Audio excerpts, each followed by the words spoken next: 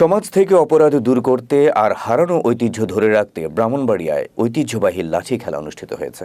Nabinagar live টিভির ১ বছর পূর্তি উপলক্ষে শুক্রবার বিকেলে উপজেলার মনতলা ব্রিজের পাশে এই আয়োজন সম্পন্ন হয়। আবহমান বাংলার ঐতিহ্যবাহী এই আয়োজনকে ঘিরে স্থানীয়দের মাঝে ছিল উৎসবের আমেজ। লাঠি খেলা দেখতে দূর দূরান্ত থেকে ছুটে আসেন দর্শকরা। নবীনগর পৌর বিএনপির সাবেক সভাপতি আবু সাইদের সভাপতিত্বে ও সোহেল খানের সঞ্চালনায় এতে প্রধান অতিথি হিসেবে উপস্থিত ছিলেন নবীনগর দ্বাদশ নির্বাচনে বিএনপির মনোনীত প্রার্থী নাজমুল হোসেন তাপস। উদ্বোধক হিসেবে উপস্থিত ছিলেন বিশিষ্ট ব্যবসায়ী জালাল উদ্দিন। বিশেষ অতিথি ছিলেন নবীনগর পশ্চিম ইউপি চেয়ারম্যান নূর আজম, রিয়াদস্থ ব্রাহ্মণবাড়িয়া জেলা বিএনপির সাধারণ সম্পাদক বকুল হোসেন সহ অন্যরা।